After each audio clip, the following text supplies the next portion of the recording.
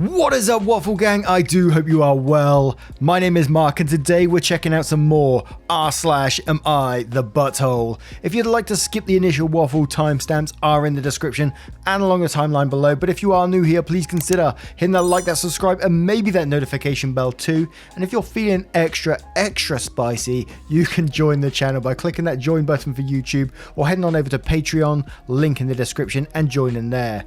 A huge thank you for the time out of your day for being here. And let's crack on with today's stories. Much love, guys. Now, our first story comes from Am I the Arsehole Hustling Ex? Am I the arsehole for encouraging my sister to make my ex pay her for information about me/my pregnancy? When I told my ex I was pregnant, he completely shut down and was pretty cold towards me. We were living in a different country to my own at the time, in the middle of lockdown, so it was awful. He left a week after I told him, but told me to wait there for him to come back and had his staff keep an eye on me, i.e. stalk and tell him every little thing I was doing. I tried to contact him multiple times, but he ghosted me. The only time he contacted me was when I finally got fed up waiting for him and found a flight that would let me go back home, and that was to tell me I was behaving like a child and he expected me to still be there when he got back. I'm living with my sister ever since. I'm 7 months, so the baby will be here soon. As soon as I got back and my ex figured out I was staying with my sister, he didn't try to contact me but instead started asking her for information about me/the baby. My sister thinks I should talk to him because being a single parent is hard. She would know, she was one, so keeping him updated in the hopes it would smooth things over between us. I told her not to tell him anything unless he pays her for the information. My sister didn't want to do it but eventually agreed to inform him the information was no longer free. There were some negotiations, but he agreed to pay her £100 per update. Here's why I might be the arsehole. I've started telling my sister more stupid things so she can give him updates regularly, just so he has to waste more money. The only reason I feel like I might not be one is that he didn't reach out to me directly when he easily could have. Am I the arsehole? And we're going to head straight to the comments on this one with Katla saying, everyone sucks here. I fully understand why you chose to leave him. I think that was probably the right choice, but the financial extortion isn't a good idea, and in my opinion is likely to backfire. I think you need to talk to a family law attorney in your country ASAP to find out if your ex has a chance of pursuing shared custody or visitation rights, and you need to be honest about you and your sister essentially blackmailing him. Countries can have weird laws, and if you can convince a judge based on laws where you live that you committed a crime, it may very much work against you, or your attorney could end up reassuring you that a judge would look at his dumbass, voluntarily gifting his money and determine that he's no threat at all. Either way, you need to be crystal clear on how you're going to proceed with legal custody of your child now, before he or she arrives. And Oil Sea later says, not the arsehole, but husband is like raining. Leave him for your own safety, flags on you. And Phil says, not the arsehole, he's asking for updates, not to get you back. And just because he's the father of the child doesn't mean you should be together if it is toxic. I applaud your creativity. Perhaps have your sister start asking about his plans for child support. He seems like the type to make your life hell. And BLM says, not the arsehole, he isn't the only one allowed to be petty. He doesn't want to be an adult and come to you, then keep making them coins. Now, what would you do in this situation? Do you think that OP could get themselves in trouble by potentially, is this blackmail? I don't know what they call this. But do you think they could get in trouble for doing so? Let me know what you think in the comments below. Now, our next story comes from AdAlarmed7261. Am I the arsehole for refusing to pay my daughter's college tuition after learning that she makes $5,000 a month on OnlyFans? My daughter Jess is a current junior in college. We have always had a very open family dynamic, and my two girls have had no problem telling me what's on their mind because they know that I will support them no matter what. Sometime during the quarantine in the summer, Jess started an OnlyFans. I was definitely a little worried as I'm not familiar with the platform and it seemed a little dangerous to me, but I trusted that she knew what she was doing and she's always been a smart girl. This winter break, Jess came home from college and excitedly told me that she's become quite popular on the site. She told me that she's built a huge following and is making a couple of thousand each month. I was still a little wary about the whole thing, but was happy for her nonetheless. She kept me updated on her earnings throughout the last couple of months and they've been climbing steadily. Now she makes over $5,000 each month and she says she's expected to start earning even more. Jess has also been smart about money and has been saving it up for her dream apartment after college. Now here comes the issue and the hard decision on my part. This September, my husband lost his job due to COVID and has been out of work since. Although we've been able to manage, this has been putting a large dent in our savings. Despite this, we've never taken money out of Jess's college fund, as we've promised her we'd take care of it when she was younger. Her cost of attendance is around 30k a year, and we have about 45k left to pay. My husband and I considered the circumstances, and ultimately we decided that the best solution would be to pay for Jess's upcoming semester and have her take care of her tuition for her senior year. That way we can have a bit more cushion in the upcoming year to stay afloat while my husband looks for work. We brought this up to Jess and laid out all of our reasons, but she was extremely upset and felt that we broke our promise. She said that we wouldn't have been so quick to jump on this idea if she made her money through other more hard-working means, and that she should never have told me her earnings. Jess is no longer speaking with us. Are we arseholes for doing this? Edit, it seems I may have painted our financial situation as more comfortable than the actual reality. We are struggling to stay afloat. We've cut our spending significantly, but at this rate we could be behind on our mortgage payments very soon and lose our home. Additionally, my husband has elected not to undergo an expensive medical procedure in order to not use up our savings any further. This entire time, both of us have sacrificed an incredible amount so that Jess can go through college worry-free. I'm going to go with a potentially controversial one on this, and I'm going to go with no one's an arsehole here, purely because of circumstances. That's what's changed this whole thing. And I can see from your daughter's point of view that she was very, very excited. You know, she's earning 5k a month and she's saving for a dream apartment, which, you know, might have to be put back a little bit here because of the current world situation and you having to, you know, cut that money away. But again, because of circumstances, you're having to look after yourselves at this point in time, and I think your daughter kind of sucks in a way for having no empathy towards your current situation. She's earning 5k a month, that's not a small amount of change, you know. She was excited about what she's earning, and you need the money right now. It's just purely down to world circumstances. There was the promise in the beginning, but this has had to change because no one could have predicted what was going to be coming right now, right? I'm going to stick with that. No one's an arsehole here in this situation. Although the daughter is slightly verging on arsehole simply because the lack of empathy towards her own parents. Hopefully she'll go away and think about the situation and may eventually even help you out, because I think that's what I would be doing. If I saw my parents struggling like that and I was earning a significant amount of money, I'd be doing my very best to support them like they've supported me all my life. But RayRay6672 says if she is making 5k per month, then she isn't adult enough to pay for her education. This is a different time. You are hurting financially and she is making about 60k per year. She could be responsible and take care of her education. You aren't judging her, you're making a decision based upon financial need, and she should understand that. And Podge says, not the arsehole, you had a life-changing event, the loss of your husband's job. Other students in her position would take student loans. She's lucky she has an income. She's upset, and that's understandable. You're upset too, because I'm not sure that this is what you prefer to do as a parent. Sadly, we're in the middle of a world crisis that resulted in the loss of your husband's job. It is more important than ever to have a cushion now. And Smooky Mo says, not the arsehole, circumstances have changed and you're trying to find a solution. She is now in a position to take on her own bills, so it wasn't an unreasonable request. It's not a normal time, we're all playing the life reshuffle right now. I can't help my parents right now, I'd give anything to be able to.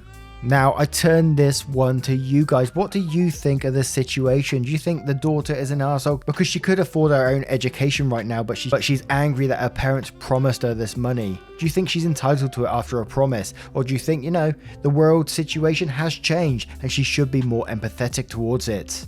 Let me know your thoughts in the comments below. And our next story comes from Housework346. Am I the arsehole for refusing to do house chores even if my girlfriend is pregnant? I know the title sounds bad, but let me try to explain. Also, English is not my first language and I'm mobile. Me, 29, and my girlfriend, 32, have been together for around 4 years. And in the beginning of 2020, she moved in with me. And it was decided that she would leave her job and do the cleaning, cooking, etc. until she could find a better job. We chose that mainly because my salary was significantly higher, around 8 times. 5 months ago, we find out that she is pregnant, which is great and we're both happy with it. And with that, I started doing way more around the house, which to be honest, I hate doing and I'm very terrible at it. and knows she basically can't help me with the housework anymore, which is completely fine, but I am so tired of doing it, so I talked to her about hiring a maid, so both me and her don't have to stress about doing said work and can just enjoy the pregnancy. But she was completely against it, saying that she wouldn't want a stranger in her house and that it was a waste of money. The thing is, I work around 60 to 70 hours a week in a very stressful job, and when I get home I don't want to have to do the dishes, clean, etc. So yesterday, while my girlfriend was at her mum's house, I called an agency and they sent somebody over, which was great. The lady did a great job, but when my girlfriend got home and I told her about it, she just flipped, saying that I was completely disrespectful going behind her back. And I can understand that maybe it was wrong calling them without telling her first, but right now I'm doing basically all the housework, plus doing long hours at my job, and I am basically the one paying for it, so I just don't see the problem. She is saying that I have to apologise to her, and my parents agree, reasoning that she is pregnant and that I shouldn't upset her. I didn't apologise and didn't intend to, so am I being the arsehole in this situation? Edits, we opted for her doing very little to no chores, due to the fact that her family has a very long history of miscarriage, and although the doctor has said everything was normal, we chose not to take any chances. Thanks for all the replies. I will apologise to her in order to end the problem, but we still will try to convince her to hire permanent help. Edit 2, about we live in a not very big city in a very small country. Pandemic hasn't hit us all that hard, and right now things are pretty much back to normal. Now, I'm not going to go into the reason on her not being able to do any of the chores and stuff, because we all know from many stories that we've read here before that pregnancy comes on all sorts of levels, to literally being like sick all the time, especially during the first trimester, you know. But OP is working those long hours, and I think having a maid in the situation is a perfectly reasonable thing to do, especially if you are saying the pandemic has calmed down and everything is safe there at the moment. Then yeah, I don't see a reason why not. Maybe get your girlfriend involved, and if you're allowed to do so, you're allowed to interview maids and things before they come into your house. Maybe do something like that so she can build that trust up with the maid and she doesn't feel like it's a stranger in the house. That's the only way I can really see about it, because you can't continue doing these long hours and then all the work on top of it, like you say, and you just want to enjoy the pregnancy, right? You just want it to be a good time all around. So I'm going to say not the arsehole in this situation. But Misbehave says, not the arsehole, you didn't leave a stranger alone in your home or leave her with a stranger, and your house got clean. You are not an arsehole, and being pregnant doesn't make her incapable of doing things. And Aggressive Friday says, not the arsehole, someone has to do the cleaning. If she doesn't want hired help, maybe she should reach out to her family to step in and do it. And Jixie Sue says, not the arsehole, why is she so distrustful towards a potential maid? Or is it a pride thing? She can't really expect you to keep the house up next to a 60+ hour job. It wasn't the best choice to deliberately go behind her back, but she was also unreasonable, so I understand why you did it. It's not a waste of money if it can prevent you from burning out, and you can always make sure to get to know the help before they start if it makes your wife more comfortable. Hope you can work this out together. And Aquasaurus Rex says, not the arsehole, you work 60 to 70 hours. She stays at home by choice and can't do housework because she is pregnant. To put a cherry on it, she demands that you do the housework because she doesn't want to pay someone to do it. Don't apologise, her demand that you pay a maid to do the housework she can't or won't do is an arsehole move. You work 150% of normal work week and should not need to clean up the house when you come home as well. What is she going to do when the baby comes? If she can feed herself and text on her phone, she can move her pregnant ass to the sink and wash the dishes, since you're paying for everything. Now I turn this one to you guys. What do you guys think of this situation, and how do you think it should be dealt with? Let us know in the comments below. Now our next story is from Toss Away. Am I the arsehole for planning to move out and leaving my unwell mother by herself? I'm currently 18 and going into my junior year of college. I graduated high school early and I'm back on track to do the same with college. I plan to work throughout college so that the summer after I graduate I can move out. My mum had brain surgery 3 years ago. She's made great progress since then, but she's still not 100%. But she still goes to work and goes to grad school. I felt confident in being able to leave her in 2 years. Apparently not. I brought up my plans to move out and she got extremely angry with me. She asked what she was supposed to do if something happened to her or if she was stuck in bed. I told her I don't plan on moving far and I will come to her if she needs. Then she broke down crying, saying she couldn't believe I would toss her to the streets like this. I called my grandmother for backup, but she said basically the same thing, that I would be extremely selfish if I moved out and I wouldn't be there if she needed me. Okay, I get that, but I've been in and out of therapy since her brain surgery. She was completely verbally abusive after she came home from the hospital and made me feel awful. Multiple therapists have said that I exhibit PTSD-like symptoms from waking up in the middle of the night and having to call an ambulance for her more than once. They have all agreed that moving out would be best. My family is against me moving out and I feel trapped. I truly don't know what is right or wrong. And there's a couple of lengthy comments which I really want to cover on this one, so we're going to start straight away with Dumbledore saying, "Not the arsehole, sweetheart, I'm the mother of a 17 male and I have serious health issues over the last 15 years. In the past 5 years alone, I have no fewer than 6 major surgeries and countless day procedures and will end up in a wheelchair in the next few years. My son will be finishing school in the next year or so and will be going to college. He told me recently that he wants to live at home so he can be there in case I need him. My heart broke. I told him that it was not his job to look after me, to the detriment of his life, and I wanted him to experience all the joys and heartbreak of college. I empathise with your mother, but it is not your job to become the parent. Best of luck." And our next one is from Coyote Patronus saying, "Not the arsehole, go. Seriously. Why do I say this? My mother has been disabled my entire life, rather severely. As a result, because I felt bad for her, I took care of her and my sisters from age 13 until February of last year. I'm 45. I never went to college, never had a childhood. Put aside my own physical and mental health, I am also disabled, to take care of her because she was so much worse off. She needed help. Come to find out that she was perfectly capable of taking care of herself and their kids the entire time. She just didn't want to. She liked the attention, liked someone else taking care of her, and would frequently make her condition seem worse if she felt like she wasn't getting enough attention. Don't be me. I'm not saying your mother doesn't have physical problems. My mother did too. She just made them worse than they were. I'm not saying she can't use help, but don't throw your entire life away being a caregiver. Caregiving is hard. If your family feels like your mother needs around-the-clock care, why are they not stepping up in your place to help her? If she needs care, why does she not have a private nurse or go to a facility that can meet her needs? It isn't your job to make sure that your mother's medical needs and others' needs surrounding that are met. It's her job. What she's supposed to do is make provisions in case something happens to her or if she gets stuck in bed. She should be looking at a private nurse or an in-home nurse that she can call when those things happen.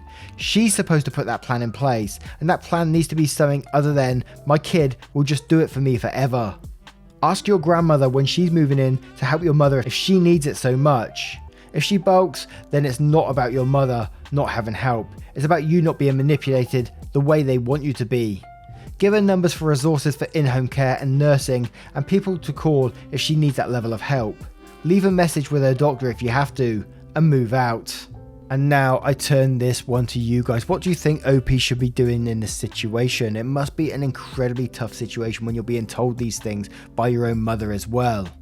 Let me know what you think in the comments below.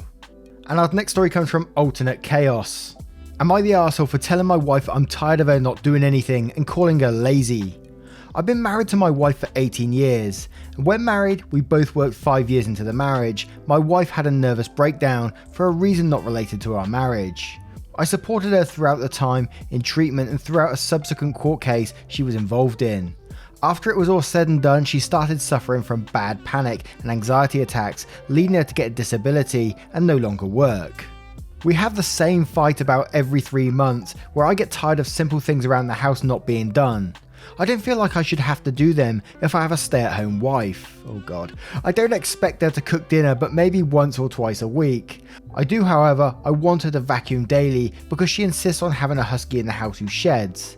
I also expect laundry to not only be washed and dried, but also put away in our closet and not left hanging in the laundry room.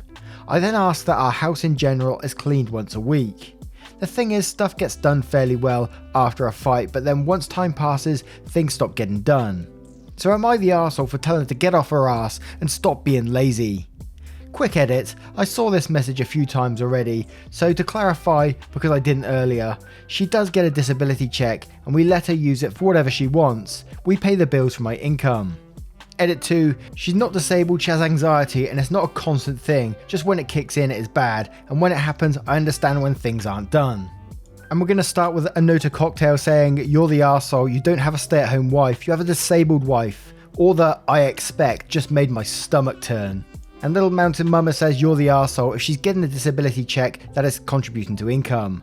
That also means, newsflash, she's disabled. Maybe she should do more housework than you, but since you're acting entitled over it, I don't blame her for being unmotivated. What you both should do is negotiate a list of chores you both want to see done weekly, then who does what and when. Then you'd have a leg to stand on, and yes, you should be doing some of them, especially if they are preferences you have, like the daily vacuuming. I have an indoor husky and still don't vacuum daily. And Wada Ep says, I think you guys need to get counselling. I don't know if fighting about this is going to fix anything or find the compromise of some sorts. And Trippy Girl 13 says, not the arsehole, I think it's fair that if one SO works and provides for both, the other should have more responsibilities around the house. And Recal says, read back your answer to the bot questioning why you're the arsehole. You're spot on. You don't understand and have a lack of understanding is causing you to hurt your wife. If you were at home as often as she is, maybe you would be able to reasonably have the chores done, so you consider her not having them done laziness. In reality, she is fighting a different battle than you are, and is going to have days when she's productive and days when she needs to focus more on relieving her anxiety. Rather than yelling at her and blaming her, you should be trying to find ways to support her in getting the help she needs with her mental health. This should not only bring you closer to your end goal of how much she gets done around the house, but also cause less strife between you. For the way you're handling this, blaming her rather than trying to understand and help, right now, you're the arsehole. Now, I turn this one to you guys. What would you do in this situation? Who do you think's the arsehole? Let me know in the comments below.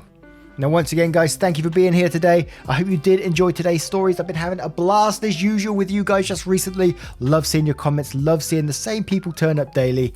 Absolutely amazing of you to keep taking time out of your day to be here. Thank you so, so much. If you'd like to support the channel further, you can by clicking that join button down below on YouTube or clicking the link to Patreon in the description and heading on over there. It's really, really appreciated. And I will see you in the next one. Goodbye, guys. Much love.